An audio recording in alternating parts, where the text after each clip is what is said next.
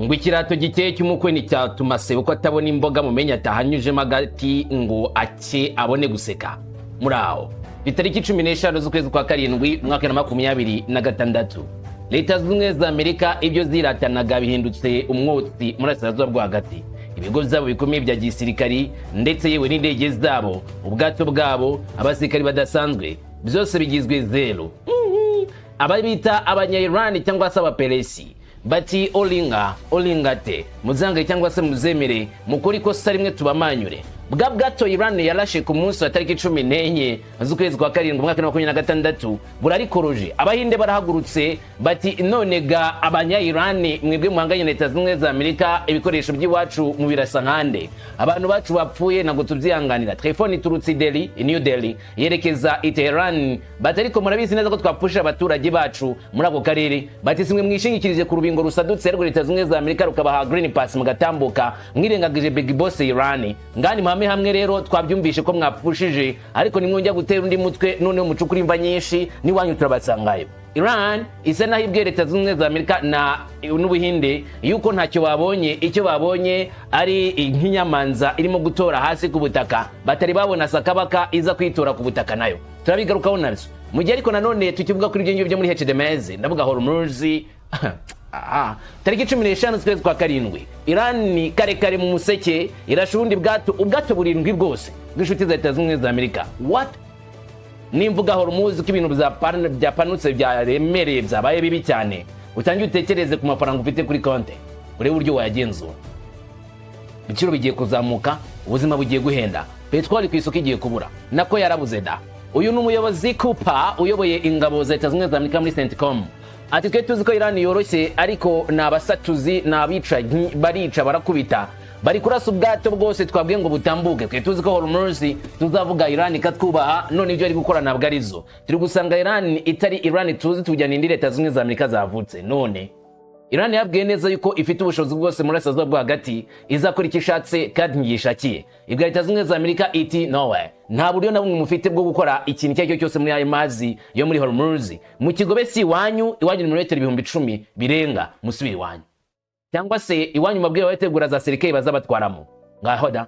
Hanyuma ariko kandi ku rundi ruhande Bwana Donald Trump yaravuze ngo agiye gufata Hormuz hanyuma abantu batambuka muri Hormuz bagiye bamwishyura 20% y'ibyo batwaye. Irani tariko ujurota umbawe kalosi nta Hormuz uzabona. Irani yihanangirije Donald Trump amwita kalosi nka ryazina ryahawe Joseph muri Bibiliya. Bisa nkaho Donald Trump bamuciye amazi byuzuye. Ngigitekerezo afite n'inzo zitazigira zibimamo cyangwa se azigera kabya kuko arimo gushaka gutekereza ibintu birenze ubushobozi bwe. Irani ntiyatakaza Hormuz. Utakaza Hormuz kwa Irani bivuze ko Irani yabitakiriho niko bavuga. Turabigaruka ariko so ngani ibitamenya ari ibikira. Donald Trump amaze kona neza ko ingabo zo mu mazi na blockade ye biri gukubita umuyonga bite kugira ikintu na kimwe bigeraho. Ingabo zo mu kirere nazo zabaye ishangari kuko Irani irimo kuzirasa ku bigo byabo bya gisirikari. Ngiye kuza kukubwira kimwe ku kintu ko bajya bituritsa. Ati turimo kubona none icyo tugiye gukora gikomeye cyane kurusha ibindi nuko reza urugamba rwo ku butaka cyangwa se abasirikare rwo ku butaka. Twinjiye muri Irani, abasirikari bose ba Irani bari ku butaka tubabike abandi tubice, hanyuma twigarurira ikirwa cya Karge kirimo petroli nyinshi tujyane ku isoko tubane mu mafaranga twishyura ibyo twatakaje mu ntambara. Umutinda rotari Donald Trump Irani namubwiye ngo bohereze hano baza bafumbura ubutaka bwacu. Nubundi mwatarashe ibisasu byinshi muraburumza dushaka kujya bwo nkiburumbuke amaraso y'abanyamerika yazaburumbutsa. Iran isa nibwo Leta z'Ubumwe za Amerika ko initegura urugamba rwo ku butaka. Donald Trump ajya kangisha ngo nabazane yakangishaga B2 za ndege za F-35 za drone nka Reaper. Ati noneho ni muzana abasirikare kutaka turebe icyo mutageje mu ntambara zo mu kirere cyangwa se mu mazi teko muri kigeraho ku butaka. Ugamirikira gukusanya abasirikare ibihumbi n'ibihumbi bazerekezwa muri Iran kugira ngo bariye ko bakora urugamba rwo ku butaka. Ndabigaruka nkubwira kamwe ku kandi. Iyi misile ushobora ko bwa mbere wayumva cyangwa se ndasubwa mbere ariko ibizabaye n'ubwa mbere wazumva. Misile Kalibal ya Iran niyo yaje gutikura ibigo bya Leta z'Ubumwe za Amerika Kuwait, Bahrain ndetse n'igice gito cyo muri Oman. Ibisasu byinshi bya Iran byo bwoko bwa Kalibal nibyo byerekejweyo. Ziryo zina ryitwa igisasu cyangwa n'ibyesasu by'abanyamerika byo mu bwato. Ndaje nkubwire kamwe ku kandi kuri kuvuga kuri Tehran nta na kimwe yishyize ku ruhande ahubwo byose mbivuye muzi muzingo ngo nge nawe tumenye niki kijya mbere. Ese ibyo urugamba ni ibiki? Ese twitega iki kirenze icyo twabonaga? Iran itsinda intambara, Iran itsindwa intambara. Ngo hari ikaze ngo tugende ku musozo. Jewe ndi Umuhungu wa Kamanzi w'Uruwande, ikaze kuri mwese.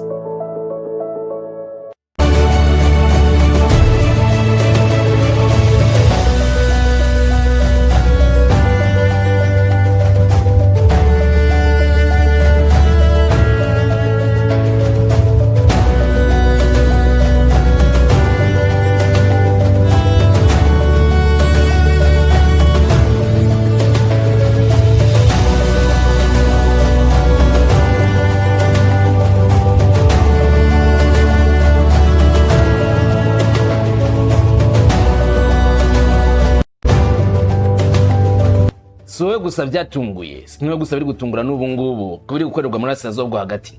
Abantu bose bazi ko Leta Zunze za Amerika ari igihangaje zigomba kuvuga kandi zikumvirwa. Leta ya Iran igomba kuba Leta Zunze za Amerika uko Amerika ifatwa nk'igikomerezwa, ifatwa nk'igihanyaswa kwisi, ikora igishatse, ivuga iwishatse, ikorana n'uwishatse. Ariko kuri Iran, attention, ushobora guhura n'uva gusenya ahubwo bavyigiraga karutuntu tworoshye. Iran yongeye kwerekana neza yuko ifite ubushobozi bukomeye cyane bwo guhangana kandi izakomeza gukora ibikorwa byisumbuye muri kino gihe cy'ibitero. Bazakoresha imbaraga zidasanzwe mu kwibasira Leta Zunze za Amerika. Amerika arabibwiwe ibyita imikino ariko atangiye kwisogongeraho. Reka duhere kuri no bwato bwarashwe ku munsi wa Taliki 14, hanyuma tumenye nuko abahinde bahagurutse bavuga bati none ga mwebwe tuze guhahana murangiza mu kwite muhaho wacu utari wagera iwacu. Iran iti none iyo muvuye guhaha muza mujabata muza mutabwiye kuginamo muhanda si umuharuro ngomba kubanza guhabwa uruhushya. Ni byabaye Taliki 14 z'ukwezi kwa karindwi umwaka wa 2026 muri Hambere cyangwa se Hormuz, aho Iran yasize amabwiriza y'abagomba gutambuka k'abantu bose bagomba guca muri muhora wa Hormuz bagomba guhabwa uruhushya na Leta ya Iran ubwayo. Muhora Hormuz urimo kugurumana. Iran yongereye ibitero ku mato ishinja ko bananiwe kohereza amabwiriza yayo. Kandi iminsi ishize amata abiri atwarwa n'abakozi b'Abahinde yagabweho ibitero nk'uko Minisiteri y'Ububanyi n'Amahanga y'Ubuhinde ibivuga. Umusaru yarapfuye, abandi 9 barakomereka muri ibyo bitero byakozwe na Iran. Mu itangazo ryashyizwe ahagaragara, Minisiteri y'Ububanyi n'Amahanga y'Ubuhinde yavuze ko hangayikishijwe cyane n'ibitero byagabwe ku bwato bwabo bubiri burimo MT Al-Baha na MT Mombasa. Ubwo bwato bwombi bwari bufite abasale 30 b'Abahinde, mu makozi babo bose hamwe bari 46. Ibitero biheruka bya Iran mu mazi byahitanye umwe mu Bahinde bari mu bwato bwa MT Al-Baha, undi arakomereka. Kuri MT Mombasa abanyagihugu 9 b'Abahinde barakomeretse, barimo 2 bivugwa ko barwaye bikomeye. Ibitero bizo kuwa kabiri byabaye kandi nyuma y'iminsi 2 igitero cya Iran ku bwato nanone bwa Cyprus DFC Galaxy nanone busize amwe mu bakozi hashize ubuzima nanone w'Ubuhinde. Abandi Bahinde 14 bapfiriye muri Aziya y'Uburengerazuba ku Israel yatangiza ibitero kuri Iran ku itariki 28 ifatanije na Amerika. New Delhi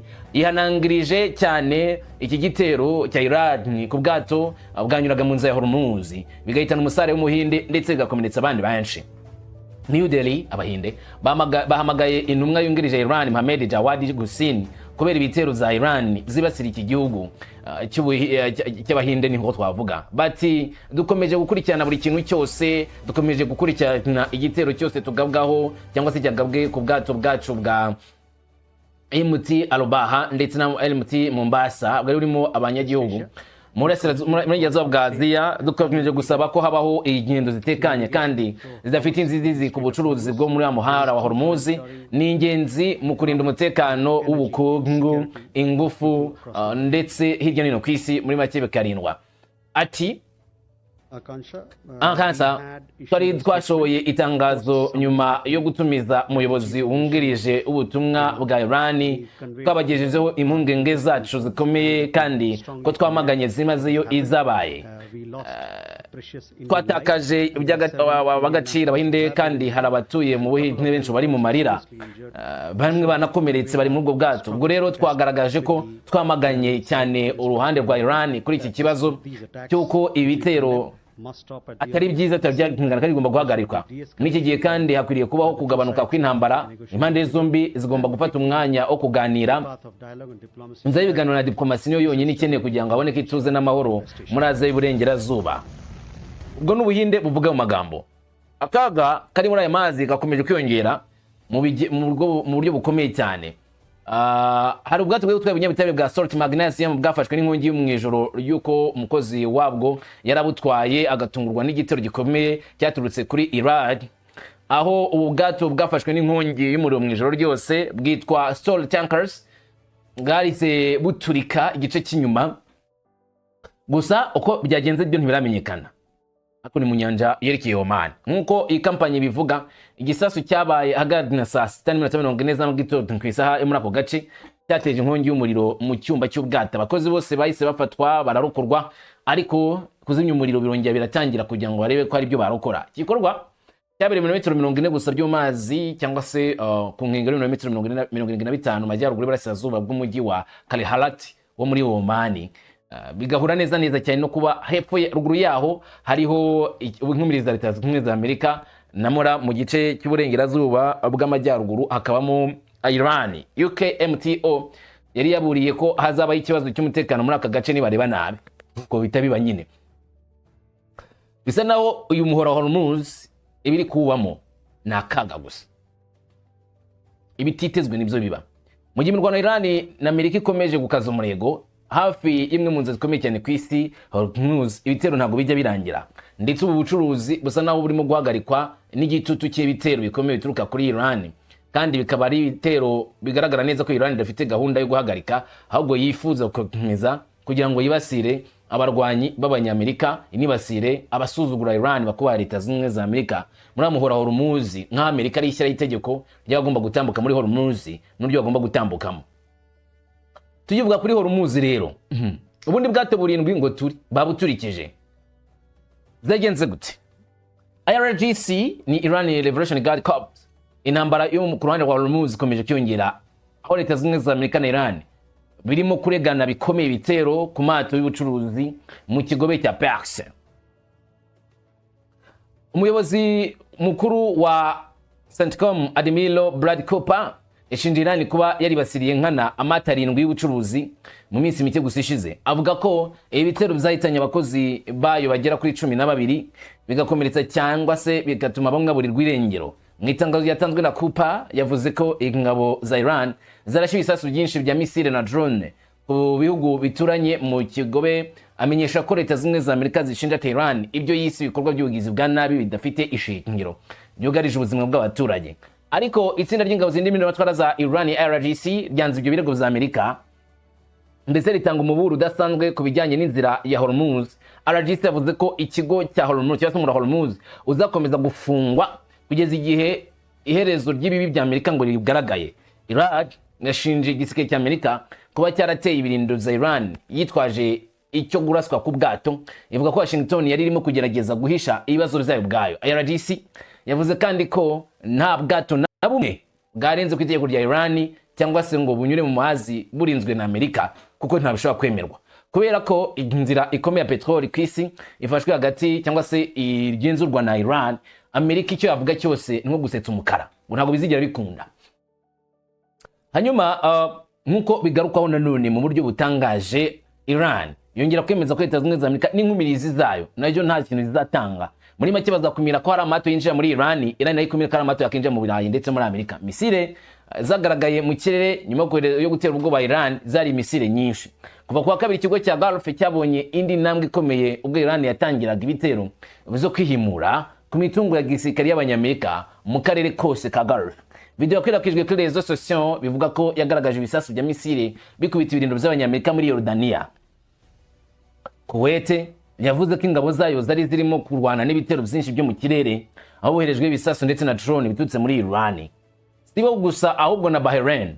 Mu butumwa bwashyizwe ku mbuga nkoranyambaga, umuvugizi wa Minisiteri y'Ingabo ya Kuwait yagize ati: ingabo zirimo guhangana n'ibitero by'abagizi ba nabi bituruka mu bikorwa by'ubugizi bwa nabi za Iran zatewe mu gihugu cyacu, kandi ubu turimo kwifatira no guhangana nabyo mu kirere. Ingabo zirasaba abaturage bari hafi kutajya ahateye inkeke, ahubwo bagomba kujya ahantu harindi umutekano. Amafoto n'amashusho ntagakwiriye gukwirakwizwa ku mbuga nkoranyambaga. Ibisigazwa ndetse n'ibisasu ntibikwiriye gufotorwa. Ayo n'amabwiriza yatanzwe n'igisirikare cya Kuwait. Iryo tangazo ryongeraho ko abaturage bagomba kubimenyesha vuba bagahamagara nimero y'ubutabazi kugira ngo bahungabungirwe umutekano mu gihe barabona ibiturikiye hafi yabo.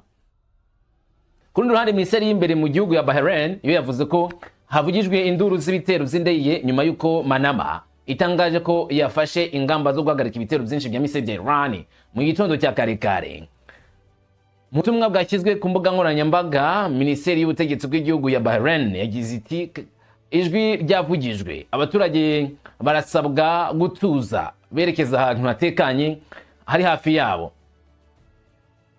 Ku rundi ruhande Iran yavuze ko hari ibisasu byumvishwe hafi y'ikirwa cya Kesh ku muhora wa Hormuz. Ibiraro n'amakuru za Iran bya Farsi byavuze ko hari ibisasu bitanu zumvishwe muri icyo kirwa. Itangazamakuru amakuru rya leta naryo yatangaje ko hari ibisasu byumvishwe muri Amerika mu ntara ya Houston yo mu majyepfo ni muri Iran. Bivuga ko byaba ari ibya leta zimwe za Amerika. Iran yavuze ko zimwe muri izi misile zayo nanone zigezweho cyane harimo Kaibal, Shekesha, Fatab ndetse na Zofikal arizo zarashishijwe muri iki cyerekezo cyangwa se muri iki gitero cyiswe Operation Nazali 2 cya Iran. Bagarutse kuri leta zimwe za Amerika mu kwibasira Iran. Yagaragaje systeme za misile ivuga ko zakoreshejwe mu bitero zayo biheruka, harimo systeme zigezweho cyane zitari zitezwe ko Iran yaba irimo kuzikoresha cyangwa se zizwi ko Iran ifite, ariko ni zimwe muri misile zigezweho cyane zakoze iki gitero. Turazigarukaho. Reka tubanze tugumve ibya Kalosi wavuzwe yuko ngo ibyo arimo gutekereza arimo kwibwira ibitazigera bibaho, ameze nk'umusazi utekereza kuzamuka umusozi kandi ari mu kibaya.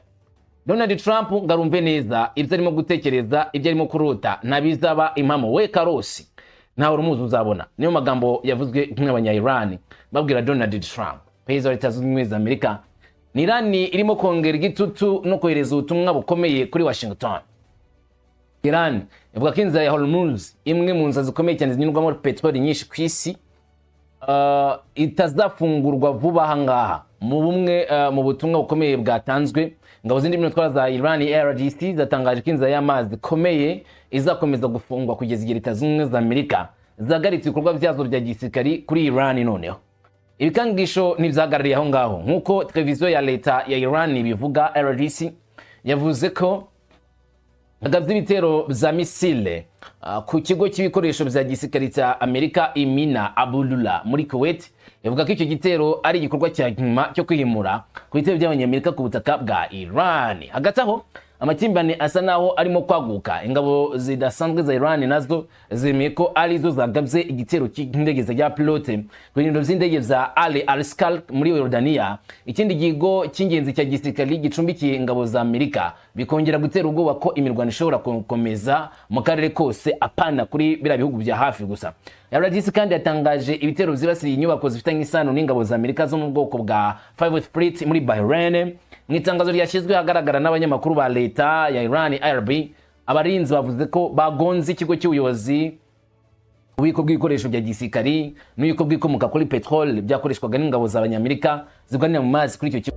Ngo ikirato giteye Iran iri kubwira Leta Zunze Ubumwe za Amerika ibisa n'ibyo ngibyo, nyuma y'uko Leta Zunze Ubumwe za Amerika zikomeje gabitero kuri Iran ndetse bakavuga yuko barakomeza kwibasira iki gihugu cya Iran. Iran isubira Leta Zunze Ubumwe za Amerika yuko umugambi bafite bawumenye ndetse ko Donald Trump icyarimo kuvuga bacyumvise, ariko izarimo gutekereza bitazigera bikunda kugenza umura Hormuz ikajya isorera Leta Zunze Ubumwe za Amerika. Mama ntabwo bizakunda, ntibizashoboka ntabe na gake. Iran yemeza neza ko umura Hormuz ari uwabo. Batero bwana Kalosi, kanguka ibyo urimo kurota ntabwo bizigera biba impamo. Ibyo urimo kumva ko wakora cyangwa se uzigera ugenzura umuhora Hormuz ni inzozi zawe ariko z'ubusazi utazigera ubona zibaye impamo. Sinzi wakubwiye ngo uzirote. Bwana Mokhsaba Hussein Khamenei nyuma y'uko ku munsi wa tariki 13 n'amasaha y'umugoroba yohereje ubutumwa Donald Trump amubwira yuko igikorwa cyo guhorera se Ayatollah Ali Khamenei kitigeze gihagarara, Donald Trump nagasura ku rukuta rwe rwa Truth Social amagambo agaragaza ko umura Hormuz ugomba komeza gufungurwa kandi uzafungurwa maze bakajya bishyurwa 20% by'abanyura muri uyu mura Hormuz ngo kuba rindi umutekano. Mokhsaba yongeye kugaragara mu mvugo za gisirikari avuga yuko uyu mura Hormuz ala attention, nta muntu n'umwe ugomba kuza kukinaho, ntabwo ari agafuka imvugo rimwe, ariko icyo bavuga kirumvikana. Irani yavuga iti niba mushaka ko dufungura umura Hormuz muhagarike gutugabaho ibitero. Mu gihe cyose Leta Zunze Ubumwe za Amerika izajya itugabaho ibitero, izajya idukoraho intambara, natwe ntabwo tujya dufungura umuhora hormuzi, tujya dufungura iyi nzira yo kunyuramwo amato, ntabwo bizigera bikunda. Mufunge muhagarike ibyo bitero kuri twebwe, hanyuma mazi natwe tuzafungura abantu batambutse ibikoresho byabo cyangwa se ibicuruzwa byabo bijyanye ku isoko mpuzamahanga. Muri uheruka Leta Zunze Ubumwe za Amerika waza kwibasira Irani nayo yisoro ndi mu buro babwira yuko bazakoresha ibishoboka byose bidasanzwe. Amerika yarashe ku bigo bya Irani bya kirimbuzi, ibigo birimo indege n'ibikorwa remezo, ariko kandi nanone bongera kwemeza ko bazanarasa ku bindi bikorwa remezo bidasanzwe za Iran, ngo nimba Iran ikomeje gufungana umutwe Leta Zunze Ubumwe za Amerika. Tuvuye kuri ibingibi bya Karosi n'ibyavugwa, reka tujye nanone ku byo yatangaje. Ndavuga Karosi, Perezida wa Leta Zunze Ubumwe za Amerika Donald Trump wavuze ko agiye gutangiza igitero cyo ku butaka muri Irani, ari nabwo buryo urukumbi buzatuma Irani yubaha Leta Zunze Ubumwe za Amerika. Yego, igitero cyo ku butaka muri Irani. Amazi yari yagishyizwemo abasirikare benshi, ndetse no mu kirere yashyizwemo indege nyinshi mu byumweru byinshi, bashyiramo bracket muri ariya mazi ya Irani. Nyamara Irani yanze kugonda ijosi. Ubukangurambaga bwo gushyira igitutu ku butegetsi bwa Tehran bwabaye ukwita igihuhereye, nta kintu na kimwe bwigeze bigeraho. Yari gutuma Washington itekereza indi ngingo yakoresha.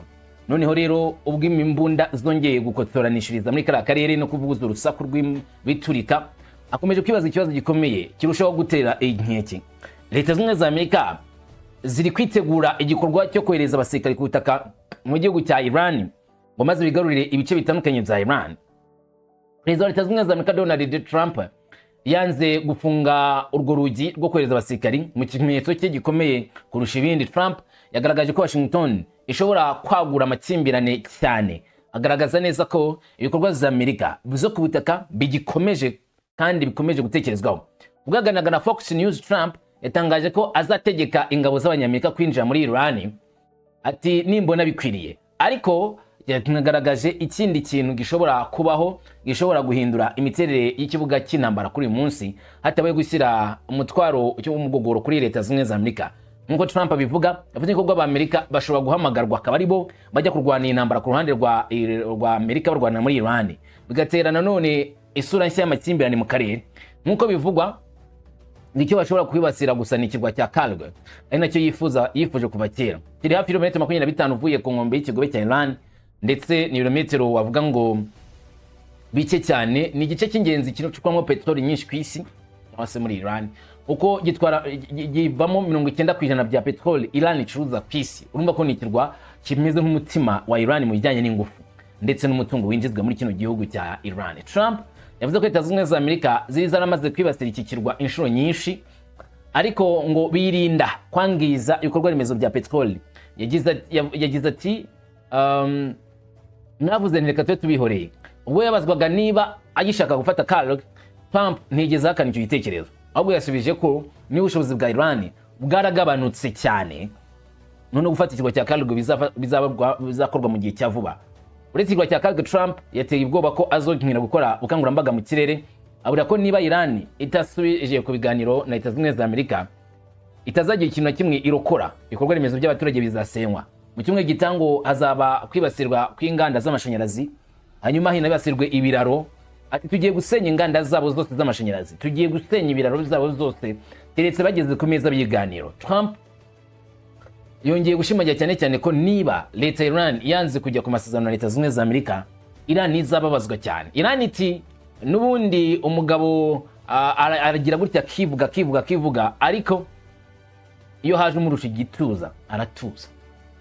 Muri Leta Zunze Ubumwe za Amerika ibyo irimo kuvuga nivuge, ariko nibigera ku bikorwa izabona neza ngo Iran ikishoboye. Iran benshi yarabatunguye cyane, uburyo itagira ubwoba Leta Zunze Ubumwe za Amerika, uburyo itagira ubwoba na leta ya Donald Trump ndetse n'abafatirwa bayo barimo na Israeli, gakomeza kwihagarara ku mirongo y'imbere, ndetse ahubwo rimwe na rimwe kagaragaza ko yababaje Leta Zunze Ubumwe za Amerika, yakumbanije ibyo Amerika yishingikirizeho, kandi kongera kugaragaza neza cyane ko nibarenga ku murongo utukura ahubwo Iran iraza kubahana kurusha ko Leta Zunze Ubumwe za Amerika zavuga ko zirahana Iran.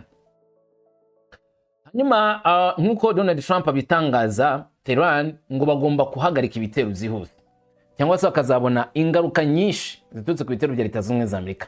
Yaganiraga n'ikinyamakuru Fox News, Trump avuga neza cyane ko biteguye kuzakora igikorwa kiremereye, hanyuma bakaba bakibasira ibikorwa bidasanzwe. Hano Irani ikoresha misile zo mu bwoko butandukanye bibasira ibice bitandukanye bya leta, ibice bikoreshwa n'ingabo za Leta Zunze Ubumwe za Amerika, CENTCOM muri kara karere.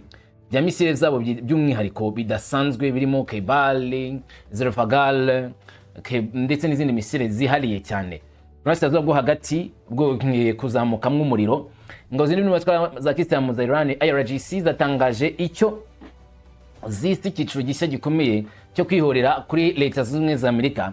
Mu itangazo ryayo rya 10 ryemewe, IRGC yavuze ko igitero cyabo cya gatatu cyiswe Operation Nesal 2 cyagabwe ku birindiro za Leta Zunze Ubumwe za Amerika muri Bahrain, Kuwait.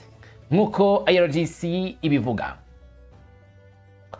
hakoreshejwe ibisasu bya misile na drone bihuriweho hifashishijwe izina ry'ibanga rya Yazalin Al-Ben. Uyu mutwe uvuga ko icyo gikorwa kibasiye cyane cyane ububiko bw'intwaro, ububiko bw'ibikoresho bya gisirikari n'ububiko bw'ibikoresho by'indege ku kigo cy'indege cya Sheikh Isa muri Bahrain. Ino bahise bagaba igitero bwa mbere bagitangira, ariko ntibagarukira aho ngaho. Havuzwe kandi ko habaye kurasa kwa drone za Shahed, misile za Kebal Brusa ndetse na misile za Zulfikar, zimwe muri misile zihambaye.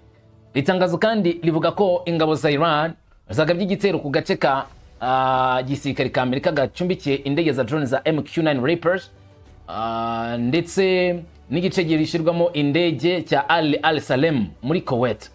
IRGC ivuga ko indege nyinshi zitagira pilote z'abanyamerika zangirijwe, izindi zarimbaguriwe cyane. Ibi rero bivugwa ntabwo byemejwe na Leta Zunze Ubumwe za Amerika, gusa Iran ivuga ko ibitero zagabwe mu buryo butaziguye ku ntego za mbere za Amerika, kuva Amerika ikoze igikorwa kiremereye cyane cyo kwibasira Iran ku nkombe z'inyanja zabo. Amerika nubwo yirinze kuvuga ko aryombo yagize, nayo yemeza ko ibitero zabaye. Gusa umuburo ntiwagarukiye aho ngaho. IRGC yatangaje ko ibikorwa byo kwihorera ku ngabo za Amerika bizakomeza mu gihe cyose ibitero za Amerika bigikomeje gukabwa kuri Iran. Yanaburiye ko igikorwa cyose cya gisirikare cya Amerika kizakorwa mu gihe kizaza kizaba gihuye n'ibyo yise kuboneka kw'ibisubizo bitangaje. Hari igice giteye ubwoba cyane muri iryo tangazo n'ikibazo cya Iran ku bijyanye n'ingufu zitangwa cyangwa zinyuzwa muri kara karere. IRGC yavuze ko igice cyose yisubigize bwa nayo bwa Amerika mu gihe kizaba gikomeje nta gatonyangana kamwe ka petrol cyangwa se gaze karemano LNG izaturuka muri kara karere. Yongeyeho gukomeza amakimbirane bizatinza gusa gufungura umuhoro wa Hormuz, umuyoboro w'ingenzi cyane ukomeye gutambutsa petrole idukenera nge nawe n'abandi hirya no hino ku isi. Uyu muhoro uzakomeza gufungwa mu gihe cyose Amerika izaba gikomeje kwibasira Iran. Muri make kubwira Leta Zunze Ubumwe za Amerika bati niba mwifuza ko isi ibona petrol, ibona gaze, ibona ibicanwa, muhagarike ibitero byanyu, muhagarike ubwo busazi bwanyu muvuga ko muri kwibasira igihugu cya Iran, kuko ntabwo biraza gukunda. Biraza kuvamo ikibazo kiremereye cyane, biraza kuvamo ingamba zitoroshye, biraza kuvamo ko tuza kwihanira kandi turakoresha imbaraga z'umurengera duhana adui. Ibi rero byongereye nanone ubwoba bwinshi bwishobora gukorwa cyane kuri Hormuz, nubwo n'ubundi wabonye ko ibyakozwe bitoroshye. Nawe se ubwato burenze burindwi bumaze kuraswa si bwinshi. Nyuma dukomeje n'ibiri kuvugwa, Iran ari ikintu yakoze cyasekeje abantu benshi. Tekereza gufata misile Kebal 6 ukazohereza ku kigo cya Leta Zunze Ubumwe za Amerika icyarimwe kiro Patriot, maze Patriot za Leta Zunze Ubumwe za Amerika zikamera nk'igishwagari, ntizigire ikintu na kimwe zikora kuri izo misile. Igihe ubusabeje Leta Zunze Ubumwe za Amerika ndetse gatuma n'imitungo yabo yangirizwa cyane. Ibihugu byinshi byo mu kigobe bikomeje gukwirakwiza amashusho ariko cyangwa se komeje kuvuga ku bijyanye no guhanura ibisasu mu kirere. Ni mashusho akomeza kurikwira ku mbuga nkoranyambaga agaragaza ibisasu bya misile byinshi binyuranamo zibasira igice cy'ingabo za Leta Zunze Ubumwe za Amerika. Aho ibisasu bimwe byakubiswe ku bintu by'abanyamerika muri Yorodaniya, nk'uko amashusho akomeje kurikwira ku mbuga nkoranyambaga bivuga. Leta yavuze ko ingabo zayo zirimo kurwana n'ibitero byinshi byo mu kirere, kandi ibitero bitoroshye, n'ibitero biremereye cyane bizana imbaraga z'umurengera. Ku itangazo ryashyizwe agaragara na misile y'ingabo ya Kuwait bagize icyo batangaza bati ingabo zirimo guhangana n'ibitero by'urwango bituruka ku bikorwa by'ubugizi bwa nabi bya Iran byakorewe igihugu cyacu, kandi ubu turimo kubifatira mu kirere no guhangana nazo. Ingabo zirasaba abaturage bo hafi kugira ukwitwararika ndetse bakajya ahantu hangombwa bakwiriye kwitwarika mu gihe bari gufotora ibisigazwa by'ibisasu, ibice cyangwa se ibisigazwa byatewe no kugwa kwa misile cyangwa se indege zijya pilote, kandi bagomba kwirinda gutangaza amakuru, gukwirakwiza amafoto cyangwa se amashusho y'ahantu hagizweho ingaruka n'ibyo bisasu, ahubwo bajye ahantu hakwiriye kurindwa, nibabona ibibazo bibangamye bimenyeshe inzego zibishinzwe z'ako kanya vuba vuba, bahamagara nimero y'ubutabazi kugira ngo babungabungirwe umutekano. Ntabwo bemerewe gutangaza amashusho y'ibyo byangirijwe kuri buriya butaka. Ku rundi ruhande, Minisiteri y'imbere mu gihugu cya Bahrain yo yavuze ko havugijwe urusaku rw'inkuru za silence mu gihe mu gace ka Manama hari kuvugwa kumvikana ibisasu biturika, aho bivuga ko ngo Bahrain yahananuraga izo misile mu kirere, nyamara ibanga ni rimwe, ko bavuga ngo babihananuye mu kirere, hanyuma ku rundi ruhande nko muri Kuwait bavuga ngo nta muntu wemerewe gufotora aho izo ndege cyangwa se drone zaguye cyangwa se misile, ngo bidakwirakwizwa ku mbuga nkoranyambaga. Batinya kugaragaza iki mu gihe Irani ivuga ko yahamije byanyabyo? Biracyakomeje gutera ikibazo cyane ku rwego ruhambaye.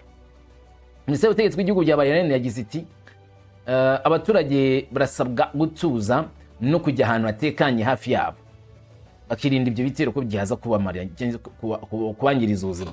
Ku rundi ruhande, Irani yavuze ko hari ibisasu byumvishwe nayo ariko hafi ikigwa cya Kasheg, ni ku mucanga cyangwa se ku murwa Hormuz. Ibiro makuru za Fars byateye Iran byatangaje ko byibuze ibisasu 5 byumvishwe kuri icyo kirwa. Itangazamakuru rya leta ryatangaje kandi ko igisasu cyumvishwe Yandemerski mu ntara ya Khuzestan yo mu majyepfo ya Irani.